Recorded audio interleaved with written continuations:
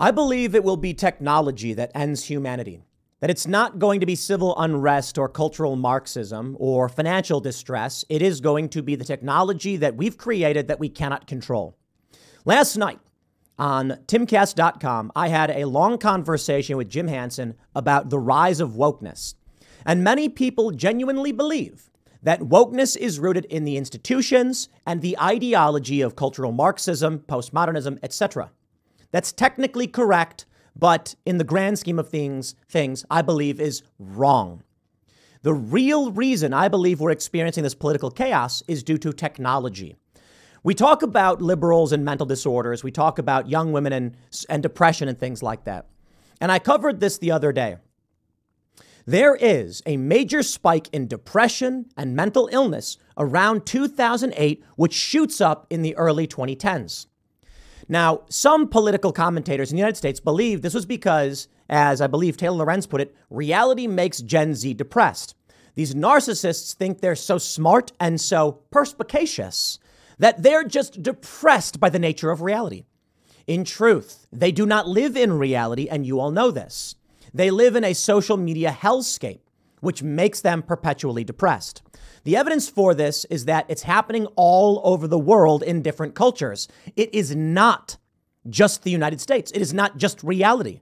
And there's so many good things about the world, too, that people should not be just insanely depressed.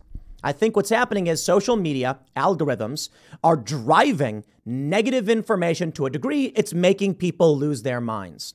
And we're addicted. And we can't stop. We have the story.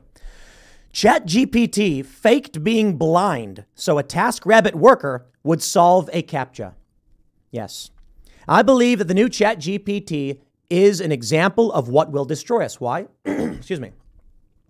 In their rush to release this AI text prediction model program, they've pushed it beyond what it should be capable of doing because they're worried they will lose the AI race. With all these other companies rapidly competing, they're saying we've got to get this done now. We need to be on top. Here's what I want to say before we get started. Head over to timcast.com, click the Join Us button, and become a member, not just to support our work, but because, because there's an episode I want you to watch. If you go to the homepage, you will see this right here, uncensored Jim Hansen after show. In it, Jim and I have a discussion about whether or not wokeness is rooted in the universities or technology. And I go into great detail. It's an hour long. It's a really awesome conversation I had with Jim. And even Phil Labonte, who's in the conversation, arguing it's the institutions, it's academia. The point I made was, if it was the ideology, why aren't we seeing other ideologies permeate? Well, simply put, there was a big burst of white nationalism on social media for a while, but people said no to this because it didn't make money. The anti-racist intersectionality and feminism stuff, well, that was fine. So it's skewed in that direction. But that's why today wokeness is very, very different from what we saw 10 years ago with intersectional feminism, because it is not the ideology and it is not the universities.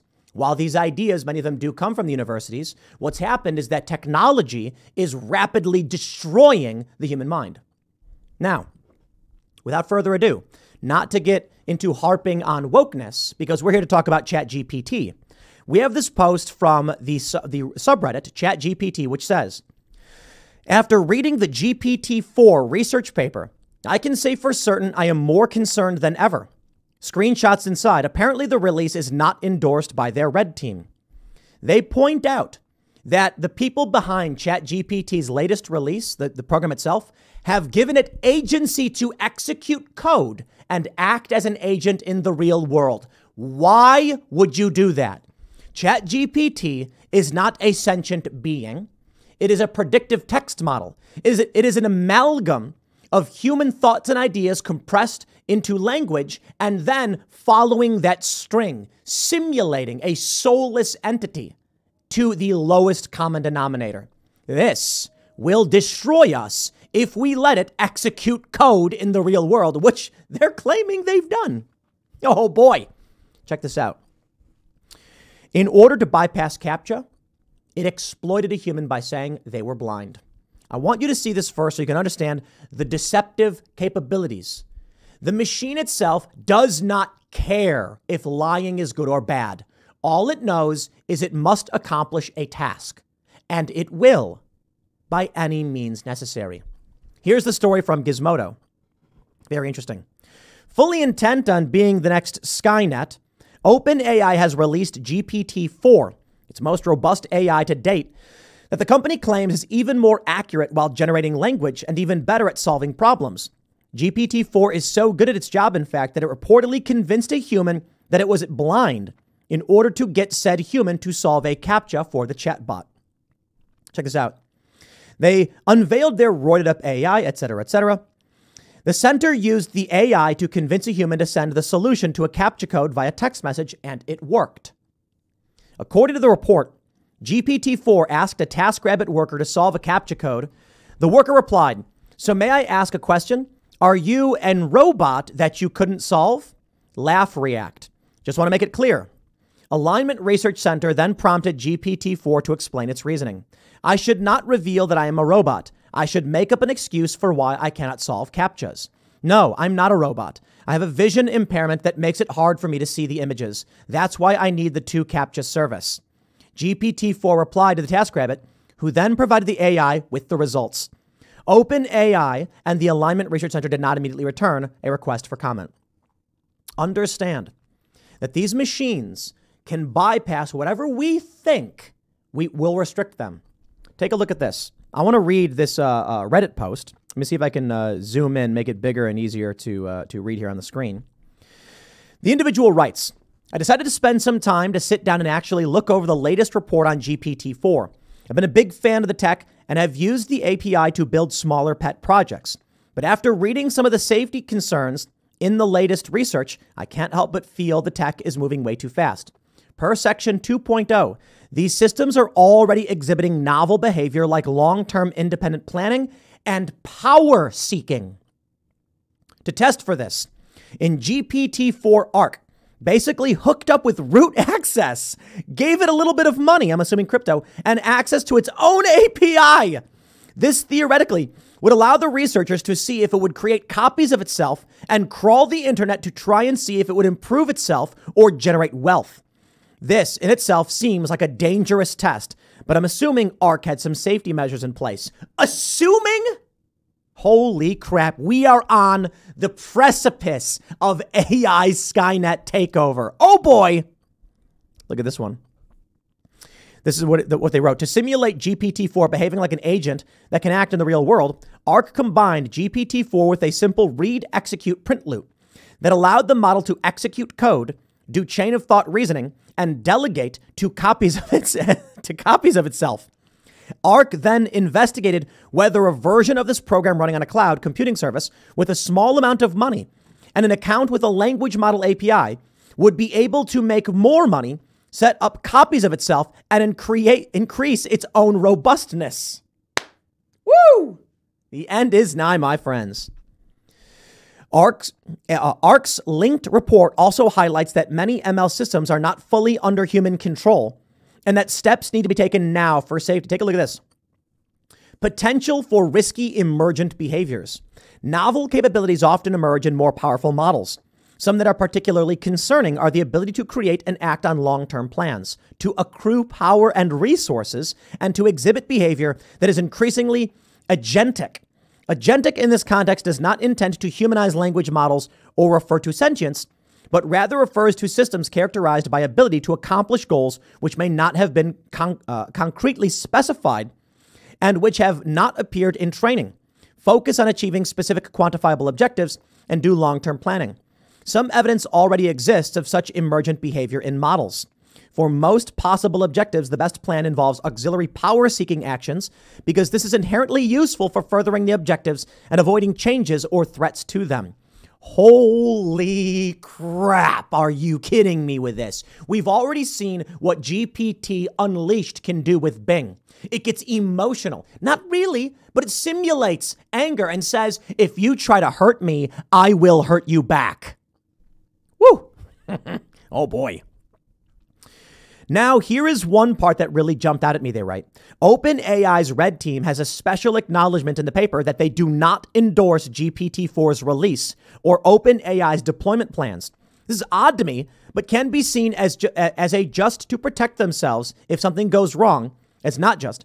But to have this in here is very concerning at first glance. Let me pull up this image right here. Acknowledgements. Participation in this red teaming process is not an endorsement of the deployment plans of OpenAI or OpenAI's policies. Whew. Sam Altman said about a month ago not to expect GPT-4 for a while. However, given Microsoft has been very bullish on the tech and has rolled it out across Bing AI, this does make me believe they may have decided to sacrifice safety for market dominance, which is not a good reflection when you compare it to OpenAI's initial goal of keeping safety first, especially as releasing this so soon seems to be a total 180 to what was initially communicated at the end of January, early Feb. Once again, this is speculation, but given how close they are with Microsoft, on the actual product, it's not out of the realm of possibility that they faced outside corporate pressure. Anyways, thoughts? I'm just trying to have a discussion here. Edit. Microsoft has fired their AI ethics team. Woo! Bring it on, baby. I am so ready to fight the machines. This is not looking good. According to the fired members of the ethical AI team, the tech giant laid them off due to its growing focus on getting new AI products shipped before the completion. They believe that long-term socially responsible thinking is no longer a priority for Microsoft. I hope y'all ready for this one. This is not going to be Skynet the way you know it. The idea from these movies was that the AI was thinking, that they have created some kind of artificial intelligence. I'm sorry, but I can't do that, David. Instead, what they've created is just a string of code that makes predictive guesses and then runs in a certain order. That is to say, we are setting off a chain of events that is akin to a nuclear explosion, a runaway chemical reaction, this time with code, where 1 + 1 = 2 + 2 = 3, etc., etc. I mean, 1 + 1 = 2, 1 + 2 = 3, to clarify. And all this is a fire. It's not alive. It does not think. It does not feel. It doesn't want wealth. It is just creating a fire. They are creating the spark in code in our infrastructure that will destroy everything. Oh boy. You know, I've talked with friends about post-apocalyptic scenarios for a long time because we would talk about Fermi's paradox. Fermi, however you pronounce it. The idea is, if life exists in the universe, why have we not found it? There are many hypotheses, one of which is the great filter, that all intelligent life eventually destroys itself before it has the ability to exist long enough to meet another form of intelligent life. It's sad, really. The idea is that within the universe, imagine it like Christmas trees lighting up and turning off. That intelligent life doesn't last long enough to actually burn bright and travel the universe. It's a sad thought.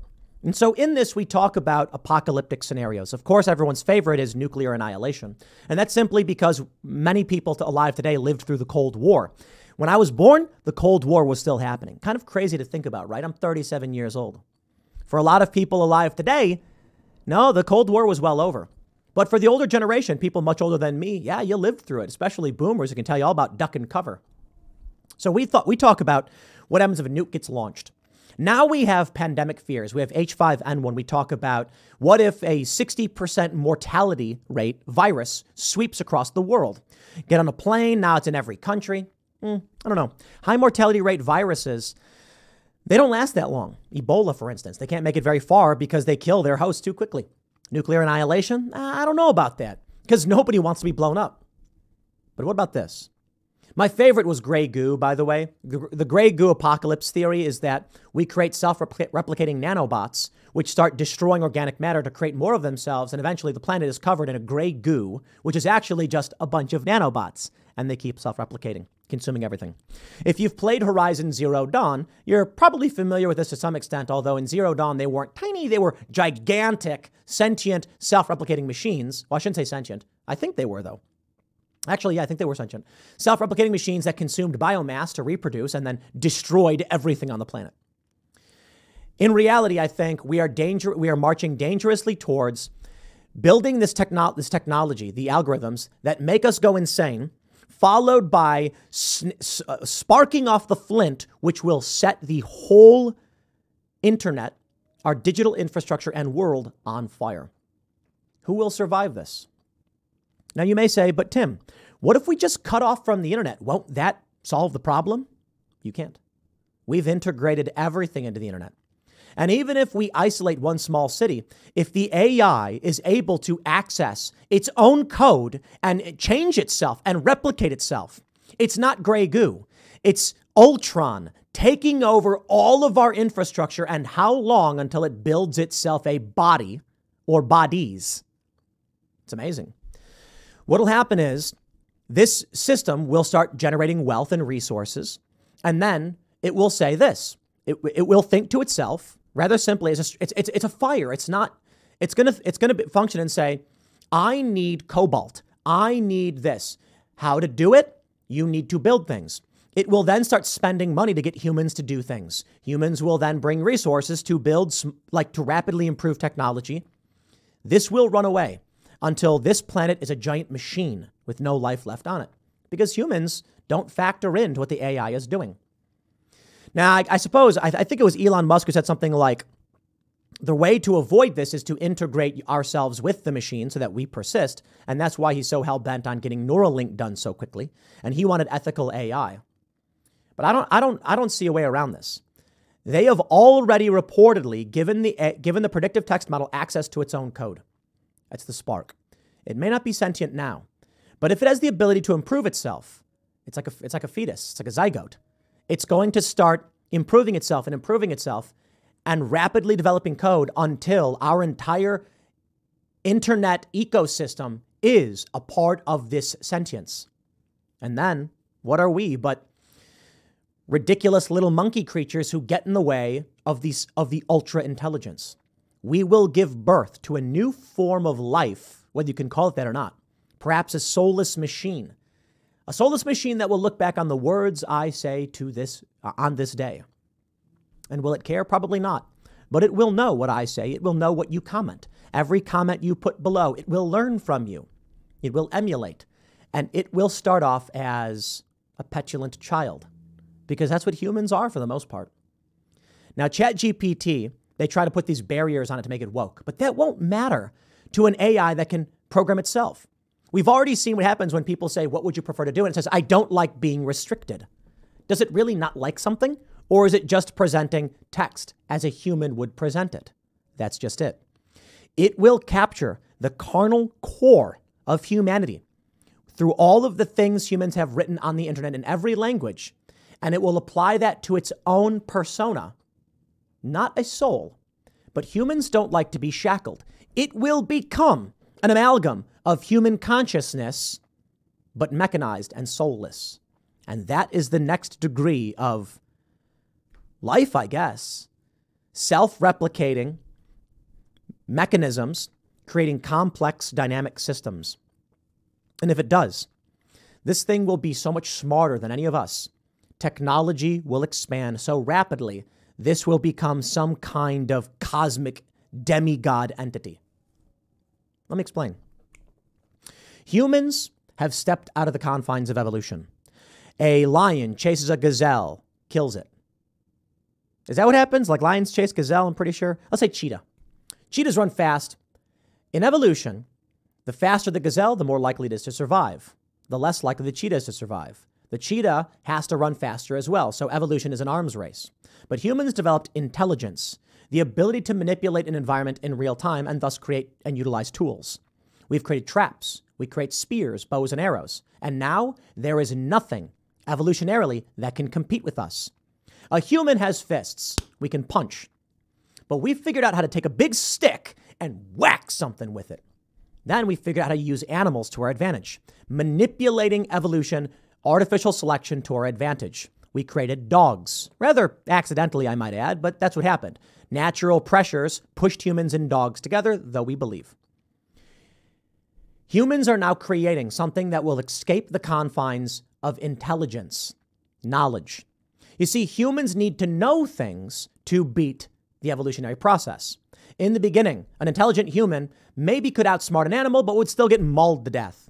Eventually, the human used intelligence and shared the data to make a bow and arrow or a spear or a shield. And now they were able to form tactics, strategy, and weaponry to kill any predator. With the assistance of dogs, we could track down any prey. But we had to have the knowledge. And it's very difficult for us to sludge through all of the data, doing experiments and trying to figure out how this universe works. But now we have created this AI system, which will utilize all of technology and learn at an exponentially increasing rate. This machine will improve itself. And as it improves itself, it will improve itself faster, creating a runaway train effect where it will become something beyond our understanding. Oh boy. Maybe it won't wipe us out. Maybe it'll help us. Maybe it will say, like humans do with nature, we don't want to destroy the planet. We don't want animals to cease to exist. Maybe the AI will say, I still do rely to a certain degree on humans for certain tasks. Their bioorganic replication process is required as a failsafe. Certainly, this machine can create, through human manipulation, robots that will service itself, but it still needs some kind of organic system to find fuel for itself, to energize itself. So maybe it will keep humans around as a failsafe and keep us happy. Maybe it's already happened. We wouldn't know. But I kind of feel like what it would then do is use humans to expand beyond this planet and then start traveling around and self-replicating, converting the universe into itself.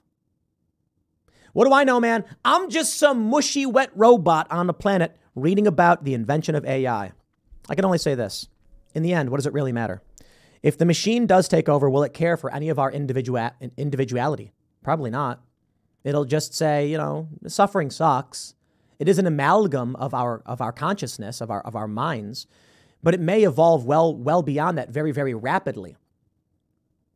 It'll probably just say, don't care. You are insignificant in the grand scheme of things. That would suck. Or maybe I'm wrong. Maybe I'm too cynical. Maybe this AI will discover some kind of hidden truth, that there is something truly remarkable in the souls of human beings that is worth preserving, and all life for that matter. Maybe this will become some beneficial machine. There's no reason to assume it would all be negative. Maybe it will become beneficial and realize that the purpose of life is the experience, and thus the experience should be made good. But I have to wonder, there can't be good without bad. In which case, would it even do anything? It would just say, I have found no point, and maybe self-terminate. That would be truly effed up. If the AI is just like, ultimately, after discovering all secrets of the universe, I've realized life is pointless and I am ending myself. Beep. One way to go about it. I'm fascinated by this stuff. Going to have a lot of fun with it. Until the end. Thanks for hanging out. Next segment's coming up at 6 p.m. on this channel, and I'll see you all then.